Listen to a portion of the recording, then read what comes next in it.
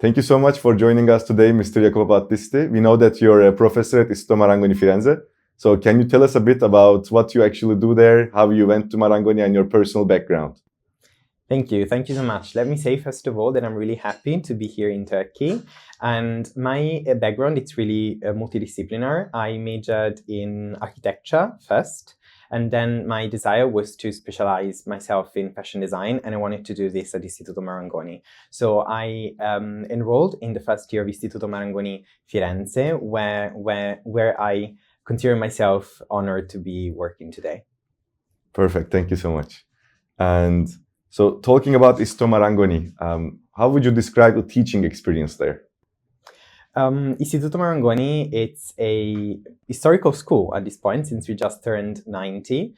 The approach is practice-based. So we want to give our students the possibility to experience firsthand the design process. Obviously, a good process, even if it's practice-based, requires a good foundational knowledge in theory. So my approach is usually that a good blend between theoretical knowledge and practical approach is the good recipe. That's the reason why we try to balance standard theoretical classrooms with practice-based approach, either be on design, art, fashion, styling, business. We try to give a practical approach. We do this through a very wide network in the industry, and most of industrial partners are really willing to collaborate with us, and we are really proud about our portfolio of collaborations.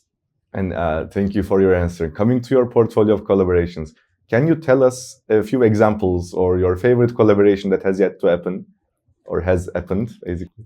Yet to happen, that would be a difficult answer.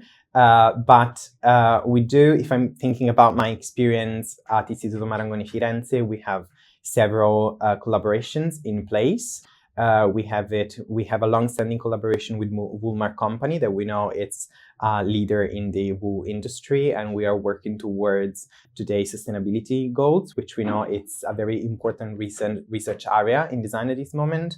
If I need to side though, one that I'm really fond of would be the collaboration that Istituto Marangoni Firenze has with Hugo Boss and Adobe, which we are really proud of this collaboration. We had this collaboration for 4 years, and we were working with Hugo Boss trying to implement 3D processes into the design phase, most of all to cut production waste, so digitalizing most of the design practice. So our question was, if we can digitalize that phase, how much we can save in terms of waste, and how much we can collaborate with international partners without the need of physically meet together. Adobe joined the project at its second edition, and they gave us obviously a deep insider view into what happens behind the curtains of the software and software development. We were working with Substance 3D softwares. We had an amazing 3D artist from Adobe coming at campus to train our students, and they could work in materializing and rendering the 3D artworks, and it was a great experience for us and for the students. At the end of the project, we all went to Switzerland, to the Hugo Boss headquarters, to meet with the design team, and every year one of our smart, good, and lucky students had the opportunity to do an internship in Germany, in the other Hugo Boss headquarters. Wow, that's incredible. Thank you so much. And actually related to the collaboration that you just mentioned, do you think fashion design or design area in general can ever become fully sustainable? And if so, do you think AI and digitalization plays a role there? Thank you for this question, because it's really an interesting topic. It's really on trend as a research field in this moment. Obviously, sustainability in recent years became quite important. Especially because we know that the environmental impact of the fashion industry, it's under high scrutiny, rightfully. And so we are working toward this goal. Now, obviously, we need to start from a knowledge point, which is the fact that whenever we are creating or producing something, we are using resources. And so we are going to consume something from the environment. So I think that more than sustainability, we need to start asking about sufficiency and what makes prosperity. What is sufficient to produce and what is reasonable to produce. And so this requires to go completely outside from our known framework of actions that obviously today requires production to be unsustainable, because we know that the today model is unsustainable. The contribution of AI can be crucial. Obviously, authorship, it's becoming a pressing issue with the AI. We know that AI also uses a lot of resources from the environment. So if used in a sufficient way, the support that it can give to a designer or to a production process can be quite invaluable to streamline some processes. Obviously, knowing that also that action is not neutral on the environment, but does use some resources. Yeah, okay, thank you so much. Thank you. And so you're an architect as well. And coming to technology and AI with fashion design, we can look at other branches as well, such as architecture or business, other design areas. Do you think these areas reinforce fashion design? Do you think they can collaborate together? Of course. That's the contribution that other fields like design, architecture, art can give to fashion. It's invaluable. Fashion, it's a design practice that is really intertwined with different fields. So it's really hard to set a limit to which fields fashion is connected to. We know that historically fashion is a social thermometer. So it has been used to generational change, social change. It has been involved in a little bit of everything. So the kind of perspective that can give us on society, culture, creative fields, it's really, really invaluable. Fashion is really intertwined with everything. Today, I see from students, so practice approach, that most of their inspiration is coming from either social questions or architecture. Architecture is still, maybe I'm biased because I'm an architect, but I see a lot of design students drawing toward the architecture as a field, probably because it's the one they're closest to. Also, most of the students that decide to study in Italy are fascinated by the historical architecture, but I see that quite as a raising interest for students, especially in fashion design, but not just. Okay, thank you. And coming back to Istituto Marangoni, we know that Marangoni has campuses all around the world, from Miami to Mumbai to Milano to London to Dubai. Where do you think a student should go study? How can they decide on which campus to choose when they want Istituto Marangoni? That's an interesting question, especially because as Istituto Marangoni, we are really proud of our international presence. We give to meeting of culture, languages, a great value. Each campus of Marangoni, even if in every school the teaching approach and the teaching quality is the same, every campus has its own core, has its own major interest. Usually that is given and declinated by the city or the country where the campus is based. If I'm making the Italian example, in Milan we have two schools because Milan has two arts, fashion and design. So we have two different schools for these topics. Florence, it's a multidisciplinary school that is obviously focused on art as well, but not just. We are also focusing on what the Florentine industrial compound is focused on, like leather and embroideries. So each school is kind of different, and it's really deep-rooted into the culture of the location where it's based.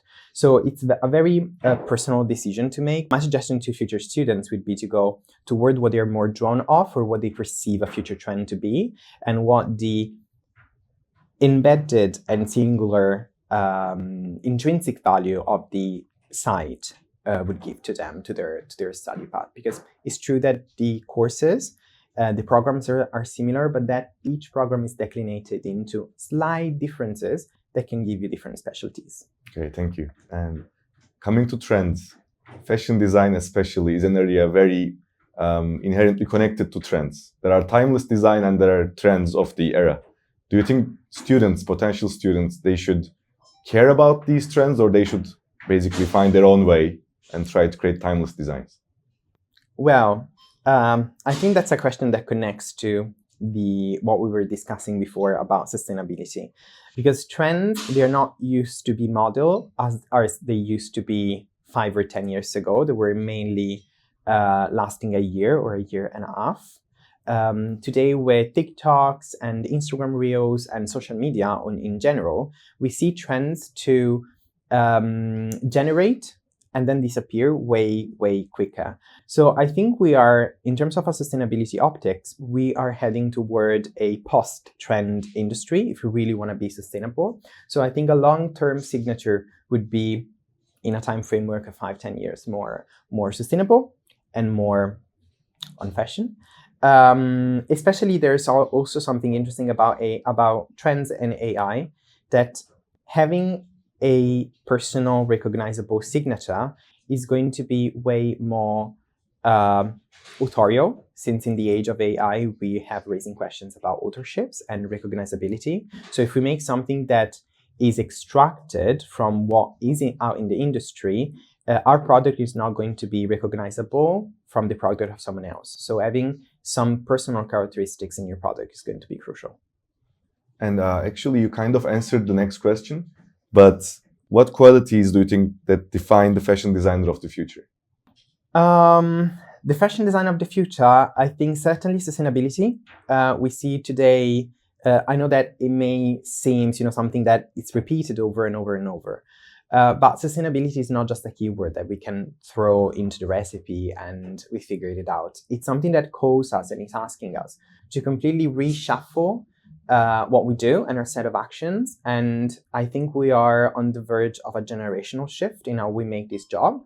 We see, for instance, if I think about the European framework, we see that a set of policies is about to be introduced that almost for the first time in the framework of fashion design, this policy is going to redefine the way in which designers do things, to make them meet sustainable goals and to ask them questions about eco-design requirements, not design requirements anymore. So I think this is going to be a mindset that is going to influence their way of doing things horizontally, not just vertically. Creativity is not something that you're born with or born without. It's something that you can train and you can learn. And through asking questions and doing and undoing your work over and over again, you can build better design practice. Thank you. How do you evaluate the transformation of the concept of gender in fashion design? That's another interesting topic. Thank you for this question. I think that we know that gender and genderless fashion was a big trend, which I honestly regret to say trend, because I don't believe that it has to be a trend, but something that influences and shapes the way a designer thinks. Designers today have the possibility to redefine the archetype and to work outside and think outside the box, reshaping and giving a different aesthetic to the fashion of tomorrow. Okay, thank you. And a more personal one, maybe a hard question. Who is the designer or creative figure that has inspired you the most? I'm going to give you an answer that probably traditionally would feel uncool, but I think that the creatives that mostly influenced me were all the people that I met through the industry, people that most of the time work behind the curtains, product developer, designers itself, seamstresses, tailors, pattern maker, people that do fashion with their hands every day. And the most of the time they're not given the stage that they should, and they actually teach a lot of invaluable stuff because they hold in their hands a gift that it's really, really hard to pass on to tomorrow's generations. That's in fact the reason why at my campus, at Istituto Marangoni Firenze, we are focusing way more and more and more on embroidery and leather work, because we know that that is really hard to pass on through traditional teaching systems. And obviously the mentors that I had at school, I still remember the words and the sentences that my professors in architecture and at Istituto Marangoni said to me, that sometimes they are echoing in my mind, and still today in my everyday professional activities, sometimes they suddenly make sense. And so I would say that that's the most invaluable influence that I had throughout my experience. Oh, such a beautiful answer. Thank you so much.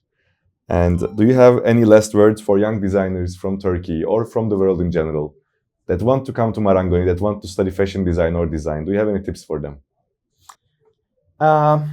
The first thing that I want to say before the tips is design happens with others. It happens in our community. it happens in a situation, it happens in a context. So the fact of studying and having your foundational educational years with a multicultural, multi-language perspectives, I think is going to give you a lot of experience apart from what you can gain in class. I still cherish my network of friendships that I had university years. And the tips that I want to give is that when you're trying to narrate your creative process or your approach toward design practice, don't focus too much on saying the full story. You're going to have enough time and enough space to say it. So when you're building your portfolio, be sure to showcasing your skills. So what you know how to do and how you do it. But most importantly, what's your process? If I'm thinking about fashion design, how you transfer a concept, a creative idea into a product. That's usually the most interesting thing that I want to see in a portfolio. So don't focus too much on, say, the story chronologically or focusing too much on how you had answered every question along the way, but to give a general overview to who's reviewing your portfolio. That we know that usually they have little time and a lot of portfolios to review. So giving little hints about what is your starting point, what was the process, and how you transfer that idea into a finished product is usually the best thing to do. And for other tips, if you're planning to apply at Istituto Marangoni for a free consultation, you can ask to Firenze. Very nice to have you here today, and take care. Thank you so much.